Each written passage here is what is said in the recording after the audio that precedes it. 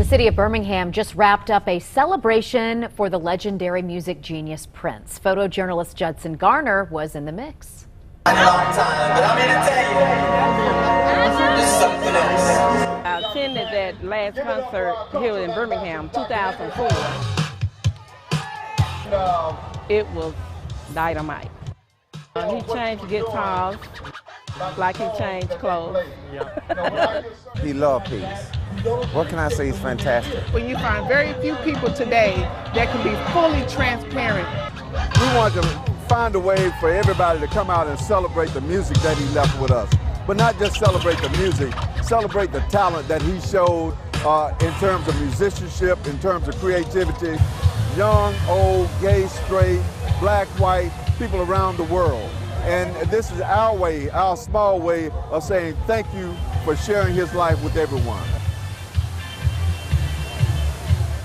You know, in my generation, coming up in the 80s, you know, we got a lot of that from his music and that genre of music. And that's who he was going to be, and he wouldn't let anybody else dictate what he was supposed to be or what he should be. He was just unequivocally Prince.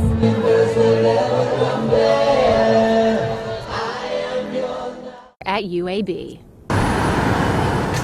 Accessibility is important. It's for all people at UAB. Known for today? Some people are not able, so accessibility just makes it free for all. That they have access to live their life, an independent life, where they don't have to worry about having someone help them up a hill, help them in the classroom. Timothy Alexander navigates the campus every day in a wheelchair, and he says he's happy about UAB's plans to review over 35 facilities for compliance with the ADA. He was appointed to the school committee to help develop an accessibility plan. Architect can look and see the blueprints, but the architect doesn't know how it feels to be in a wheelchair.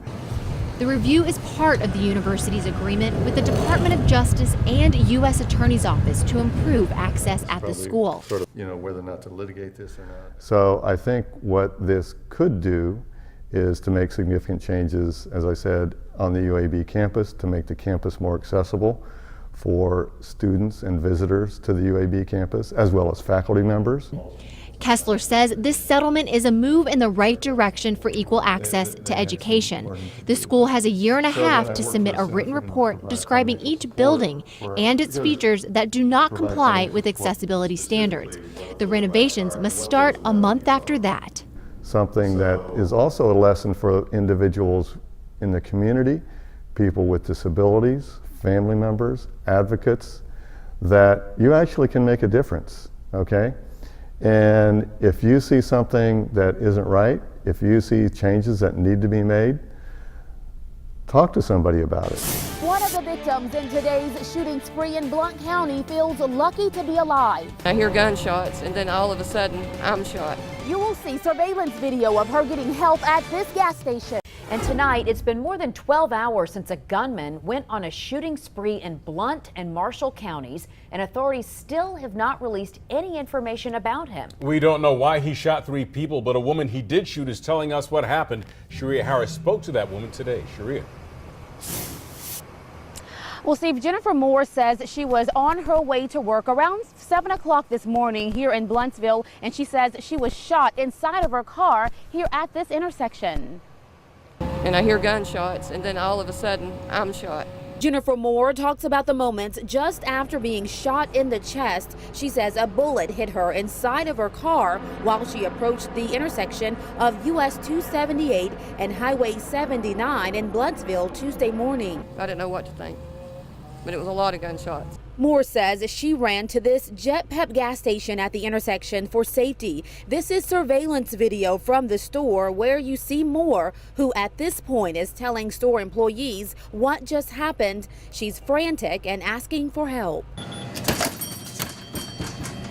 She was bleeding, yes, and she was really scared, you know. So we just try to help her what we can, and we call 911 ambulance and everything. Store owner Raj Patel gave us the surveillance video. Before Moore came inside, he heard gunshots outside of his store. Blount County authorities say 3 people were shot, and during a chase, officials say the man shot at homes and cars in a neighborhood. The chase ultimately ended with the man crashing his truck on US 278. Officials say he shot at officers and they returned fire, killing him.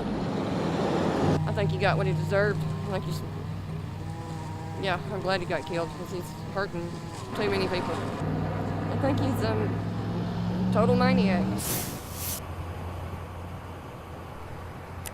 Moore feels lucky her injury was not that serious. She was treated at a hospital in Coleman where she says doctors removed that bullet from her chest. Now, as you guys mentioned, the name of the shooter still has not been released, and we don't know why we follow he did up with this little girl, Trinity Norris. She survived the storm but suffered a traumatic brain injury. We spoke to the Norris family at Children's Hospital less than 3 weeks after the storm 5 years ago that destroyed their home. But it left them with a new appreciation for life. Beth Shelburne catches up with them today.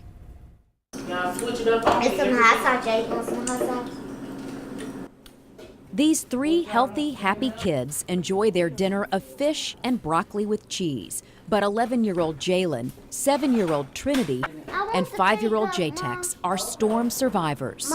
5 years ago, here they were with their parents at Children's of Alabama as Trinity recovered from brain surgery, the first step to heal this child from an injury that could have killed her. The family rode out the storm, huddled in a bathtub inside their mobile home in Holt, as Father Reggie covered them with a mattress. And then my daddy jumped on it, and then when the tornado was going, it was sunny, and then... The memories from that day are fragmented but real. Severe weather now brings anxiety. And sometimes I kind of get nervous, and I just walk. I'd never go back in the room by myself if there was storming real bad. I like to stay in a group with a lot of people. And every time I closed my eyes for the first 6-7 months, it was there, and it wouldn't leave. I wake up out of my sleep and I'm crying. I get in the shower and I'm crying. Recovering was an intense ordeal, but this family centered its energy on Trinity. This was her 1 year after the storm. She's regained all motor skills, but has challenges using her left hand. She still works with therapists at school. But Leslie and Reggie both say their focus on the kids caused them to neglect their own injuries. She had a fractured hip and tailbone. Reggie injured his back and still deals with the pain. We had lost everything for 1, and for 2, we trying to bounce back, and I didn't want to take my personal burdens and take away from my babies. Their commitment to their children continues 5 years later. The Norris family has grown with a new value on life. I value life more because we could have lost the kids, we could have lost us, you know. I thank God for everybody that survived, and I feel my deepest sympathy goes out to the families that did lose people. You know, when I was growing up, it was a joy to go supply shopping, and some children don't get that.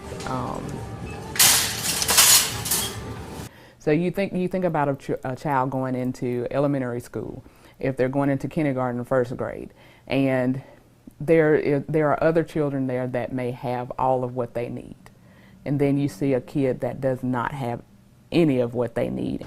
So we want to take away the negative that may occur through a child not having the necessary tools they need to succeed in school. And so that way it won't carry on into maybe teenage years. So if we can help children as young as possible and they're getting what they need, they have the tools that they need to succeed in school, it can help them later on. Children, I think they do remember.